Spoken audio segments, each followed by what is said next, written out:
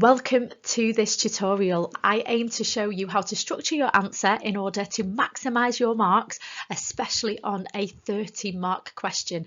I will be using a student answer as an example, and I want to show you the value of practicing longer essay type questions regularly, allowing you to get more confident, and then you can submit them to your tutors to receive more formal feedback so you can see your progress. So this is the question that we will be attempting today. It is from 2020 and it's a 30-mark class and offending question from paper 3. And I'll show you how to tackle this question, structure it to get the top marks, and this will include possible explanations, an example paragraph that hits all the skills to show you how to write it, including an introduction and a clear conclusion to finish. But before we delve into the question and how to structure it, let's have a little bit of a cheeky look at the mark scheme, specifically the top band, to see exactly what the examiner wants to see. Now, you need to make sure throughout your answer it is conceptually detailed. So not always names, rather it's viewpoints, explanations, using sociological words as much as possible. It is then applied accurately and sensitively to the question. So basically, you are applying it to what the question is asking. So in every paragraph, you're stating why is it relevant to that question. And then finally, you have analysis and evaluation that's explicit and relevant. And what that means is that it is applied. It's not just bolted on, but it also uses the word debate, okay, debate between perspectives, and addressing that throughout, ending with an appropriate conclusion that is drawn. Back to the exam question. So the first stage of writing a better essay is planning.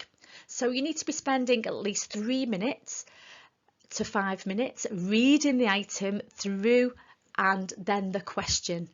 Okay, this will then familiarise yourself with it, and you'll often be able to isolate which the topic it is from. Then reread it. This time, highlight and underline any keywords or anything that you think is quite useful for you to steal for your answer. Reread the question, do the same, underline the question hooks, and then spend the remaining time of that first 5 minutes adding your knowledge and organising your thoughts. And it is a really good idea to dump all the ideas out of your head onto paper so you can start organising your answer. So what I'd like you to do, I want you to pause it now, have a little bit of a go of going through those steps and do a little bit of a plan. And then you can jump back in. Here is the question.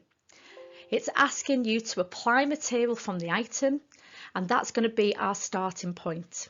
Okay, so when we look at the question, it will give us clues to possible explanations that you could write about. It also then says, and your knowledge, and this is further explanations that you may have learned, and it's also about this social relationship between class and offending. So simply, what are the sociological explanations to why do they commit crime or offend, but specifically making sure that you're addressing both sides of our class debate. So you're addressing working class crime and also crimes of the powerful.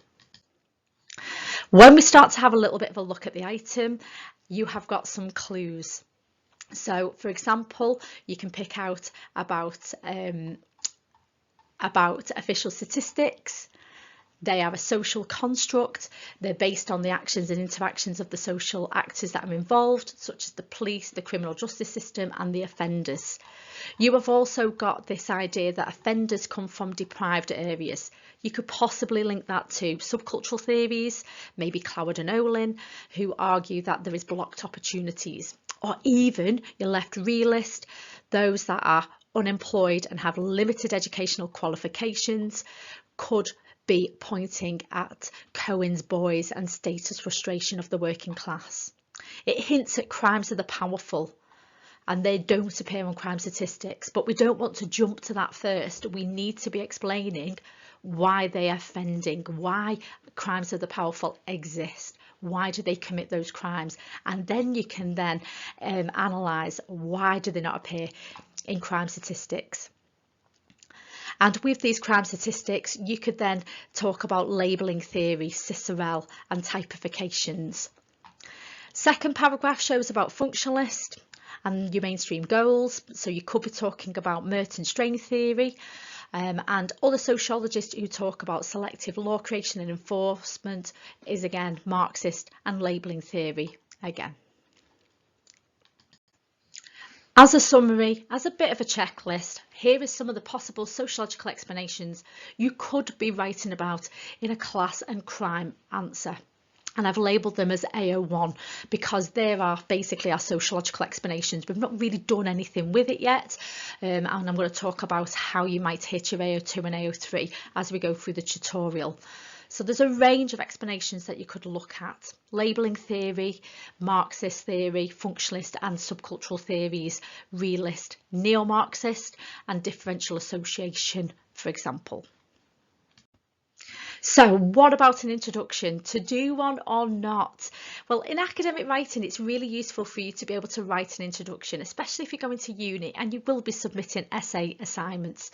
In the exam, if you push for time, it's not wholly essential. However, what a good introduction does do is shows the examiner two things. What is the question getting at? And a brief structure or outline or a map that the reader is going to follow, which usually gains some early AO1 marks. So here is a little bit of a nod to the hectic teacher who I've stolen a bit of the structure from. She uses context, content, line of argument and agrees that the intro should be no longer than 4 or 5 sentences. However, as the mark scheme has used the word debate, I tend to use the word debate rather than line of argument as I want to stay consistent with the mark scheme. So let's show you what an intro might look like and how it might address the content debate. So here's one in action. The student answer that was written in this exam, and the student follows the recommended 4 or 5 sentences and has included the 3 component parts: context, content and debate. So our first bit is the context, that there is clear differences in offending between the social classes. And this student has referenced the item as a little bit of a clue, official statistics. And then we have got our content. Sociologists, functionalists and realists believe these reflect the conditions that push people to offend, blocked opportunities and marginalisation. And then we have got this signal that you are going to debate. We've got our however, our Marxist and labelling theories question the validity of crime statistics, their constructs, their ideological, distorting the relationship between middle class and offending. And this shows the examiner that the student is aware that there is going to be AO3.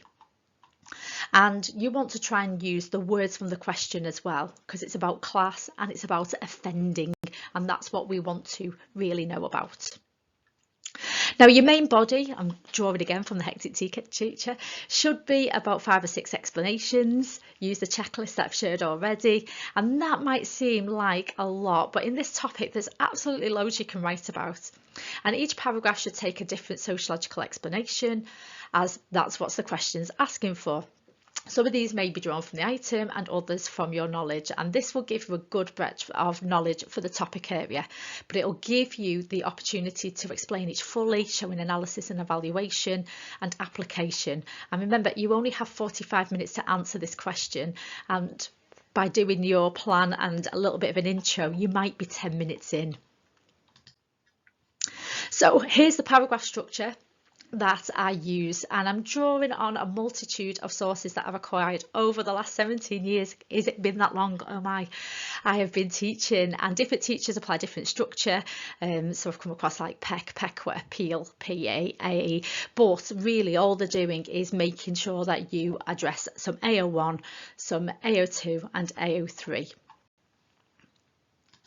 So this is what it is broken down, and it does link to the AOs. So your point and your explanation is something that agrees with the question. So in this case, it's the sociological explanation, and that's where you're explaining the detail of this. You're using knowledge of studies, you might be using concepts, it might link to theory as well.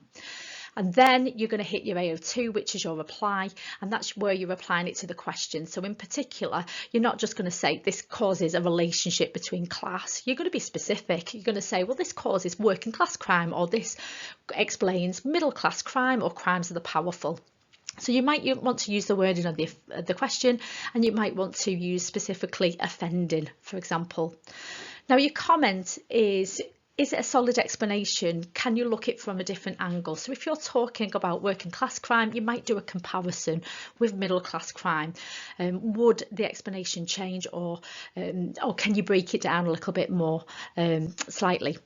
And then your evaluation is where you are challenging the view, and this is the part of the paragraph where you're giving maybe an opposing view, but it's got to be critical of the point that you've made. And you want to avoid something called juxtaposition, which is where you're just bolting on some evaluation. It's got to be linked specifically, and it's got to be relevant as well. So let's have a little bit of a look at this student's paragraph. It is quite chunky, but it is a paragraph that a student has wrote in time conditions as part of her mock assessment. Okay, so this student starts off with the point. Okay, so the first view is by left realists who argue that working class specific are more likely to commit crime. Okay, might be quite good if she said offend.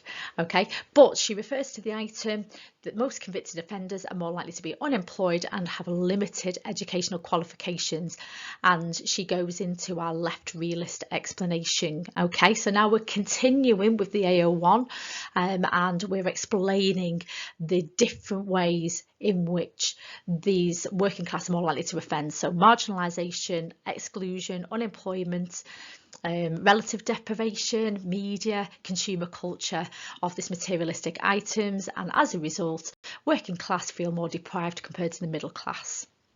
Now we're going to do the application. This is causing them to offend utilitarian crime, such as theft to afford luxury items. And this student then starts to explain a little bit more about both of these reasons lead working class to join subcultures as a response to these frustrations. They offer support within the subculture, and working class might even commit non-utilitarian crime, such as violence to express frustrations. And then here we've got a little bit of comparison. So what the student does is refers to our right realists as a bit of a comparison, because they agree that working class commit more crime. They both agree on crime statistics. So we've got a little bit of a comparison there, how they're similar, and that the statistics are true and valid, but this is where they disagree with the cause of crime. Murray points to biological differences, inadequate socialisation and rational choice, if you want to refer to Clark, as the reasons why working class offend. And then the student then ends with evaluation. Left realist is useful. It highlights how social factors cause working class offending. So we've got a strength, and we have got some criticisms there. And this is where the student is bringing in the labelling theories. They criticise, well, both left and right realism for relying on official statistics. They're a social construct made between the interactions of the officer and offender, and therefore they lack validity, creating a dark figure. It ignores crimes of the powerful. This tends to be focusing on street crime. So what about a bit of a reminder of the other possible sociological explanations that you could go down? So we've looked a little bit at our realist, so you then might go on to another paragraph and do the same again. Okay, but we just need to make sure that we are hitting the following skills. AO2. Make sure you are applying to working class, maybe street crime, utilitarian crime, violence, for example, but don't forget to explain how the offending of the crimes of the powerful, tax evasion, corporate crimes, green crimes. So look at both sides. You will get analysis by comparing middle class with working class. So for example, strain theory can be used to explain working class innovation to achieve the American dream, but it also can explain how companies innovate to maximise profit. You can also talk about Marxist theory. Criminogenic capitalism explains working class crimes as a response to being exploited, poverty and alienated, but it can also explain crimes of the powerful in the pursuit of profit and wealth. And I've got some more. Labelling theory, Cicero typifications explain how working class offenders are more likely to be convicted, but it also explains how middle class can negotiate justice, means they're offences that become invisible. And subcultural theories, Cloward and Olin, explain an illegitimate opportunity structure.